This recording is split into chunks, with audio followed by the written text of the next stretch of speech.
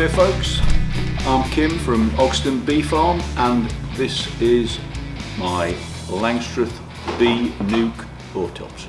So I've had a dead out in one of my nukes and looking through it, there's one or two reasons that could have caused the bees to die off. So we're going to have a look at it today and see if we can determine exactly what it is that's caused the ultimate failure of this colony.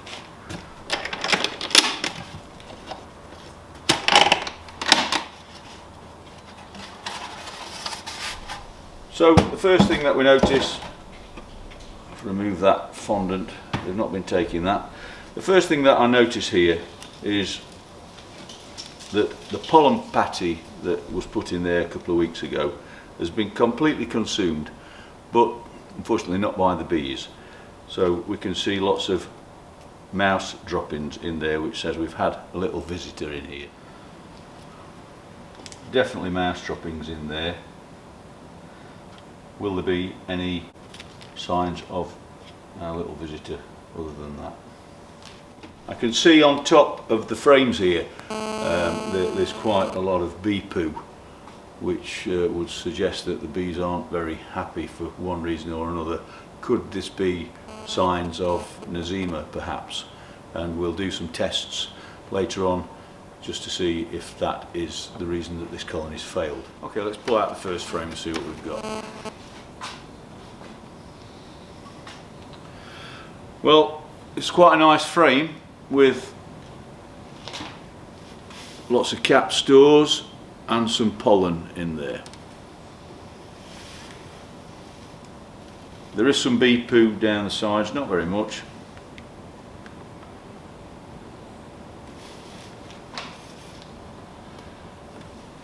And I will say at this point that ideally I'd like to keep these frames and reuse them, because I've only got a few Langstroth nukes and the popularity of them seems to be growing, so I'd like to, if possible, reuse the frames, but I'm obviously not going to do that if we've got Nosema.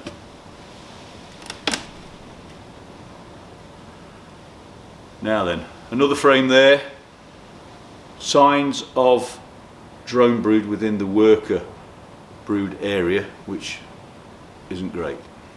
Not great news.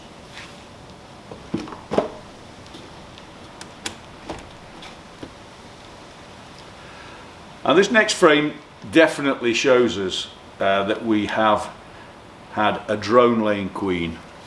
If you can see there, we've got lots of raised brood, drone brood, and no worker brood whatsoever. On the other side of the frame, still got stores around this bottom edge, and we've got some dead bees clustered into the corner. Looks like the population has just reduced right down and they've been unable to sustain sufficient warmth to keep the bees, keep the colony alive. See, drone brood, there's actually remnants of a queen cell there where they've attempted to requeen. Drone brood still with the dead bees just trying to emerge. They've obviously got chilled because there's no brood here to keep them warm. And then on the other side of the frame, again, only got drone brood within the worker brood area. We've got stores this side, we've got stores here, there's pollen. They've got everything that they need to sustain, so they haven't starved, and we've just got a small cluster of bees here, and those bees have got too cold and unable to maintain the colony's warmth, and subsequently died. And what I will say is there doesn't seem to be any more evidence of our little visitor, who's obviously just popped in to enjoy the pollen sub and then cleared off out again.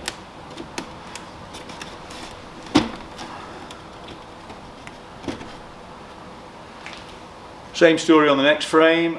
We have got some more bees clustered in the top corner. They were adjacent to the previous frame, and stores, plenty of stores, capped and open stores here. If you can perhaps see the glistening of the nectar or syrup that's in there, and some bee bread as well. Quite a bit of bee poo here as well, and the same on the other side.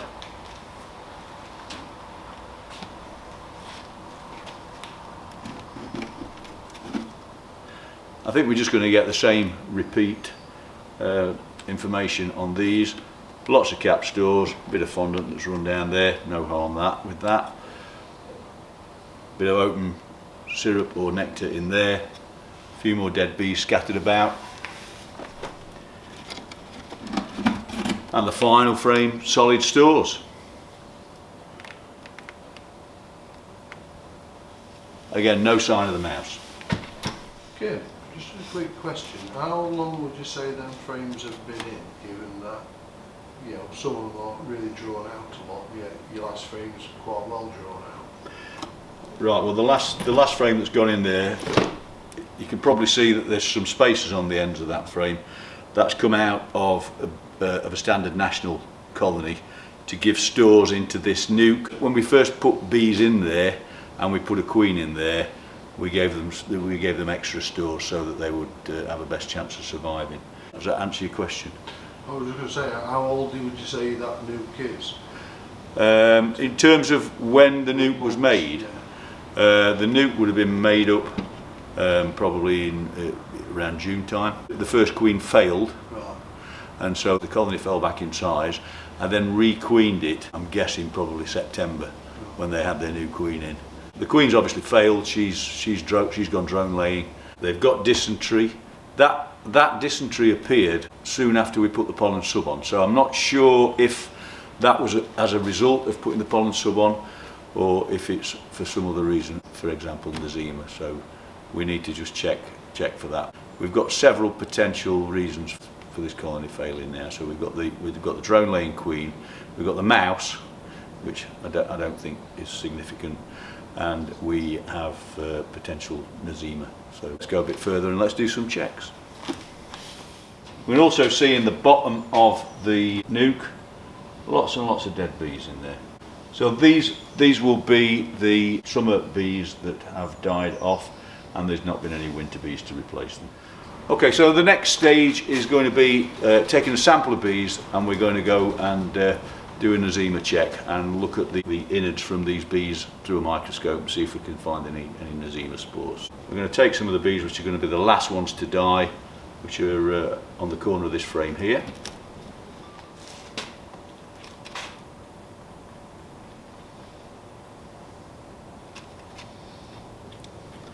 We probably need between 30 and 50 bees to do this.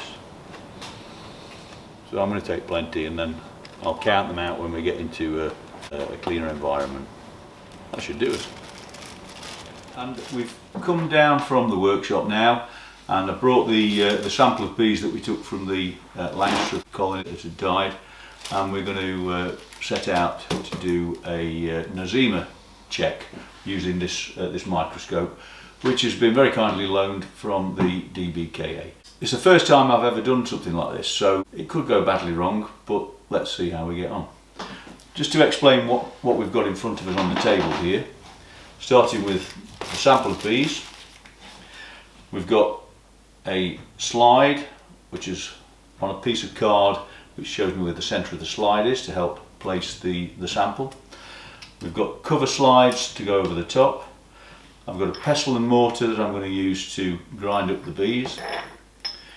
We have got a couple of glass stirrers and some nigrosin solution, which is essentially a dye which is negatively charged, so it dyes the background and it'll highlight the spores in white. A pair of tweezers and some disposable droppers. We've also got some deionized water, which we're going to use to water down the sample once we've ground the bees up, and the microscope. So let's get some bees counted out into the pestle and mortar. How many bees are you going to be counting out then for your sample then, Jim? We're going to put 30 bees, I think, is going to be adequate. So here we go, 1, 2. And it doesn't really need to be exact, to be fair. I've seen people using 30 bees, 50 bees, even 10 bees, and the results don't seem to be affected by the quantity. Okay, next stage is to take the pestle and mortar and to grind up the bodies of the bees. You can of course cut the abdomens from the bodies, and if you do that you probably end up with less hairy legs and bits of additional debris in the sample, but I'm not sure that that's going to cause us too much of a problem, so it's a process that we can manage to do without, I think.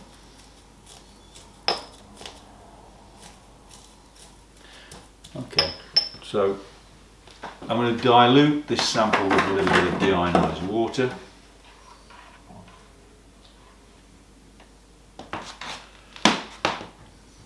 Almost 10 ml there.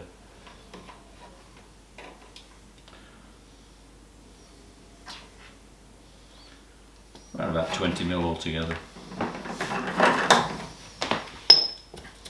A bit like cooking, measurements don't need to be exact. Tasty. Just need the texture to be correct.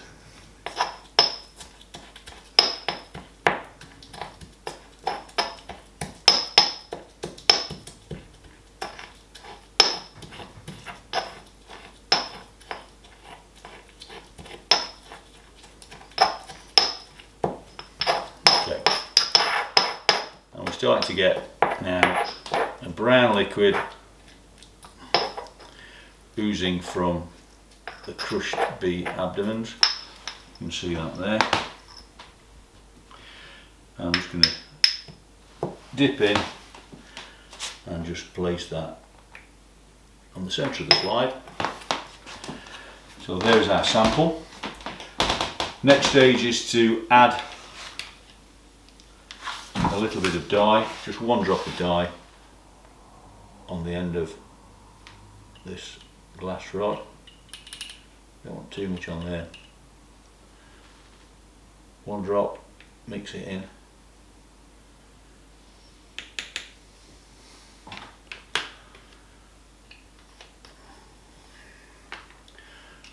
Then I'm going to take a cover slide and place that over the top of the sample.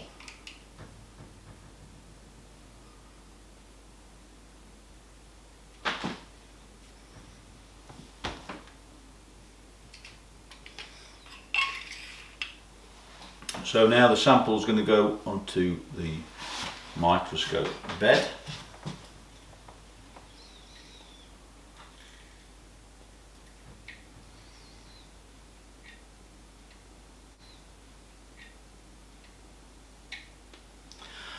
And now that's in place, we can try and get focused. Turn on the illumination. And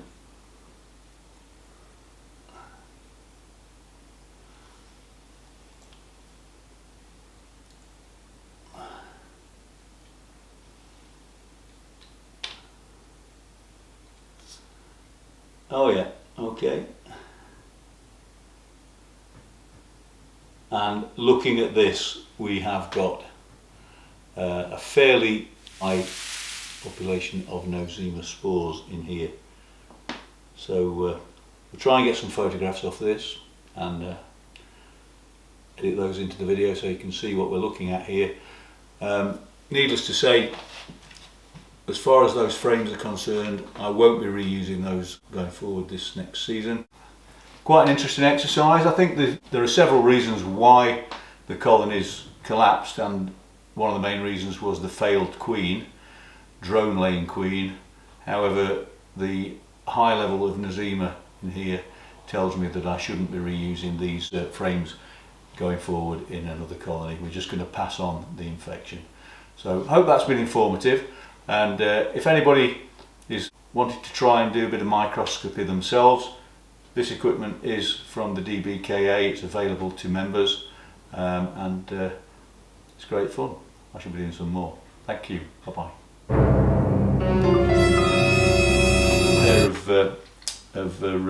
Forgot what they're called. Yeah. Tweezers. A pair of tweezers.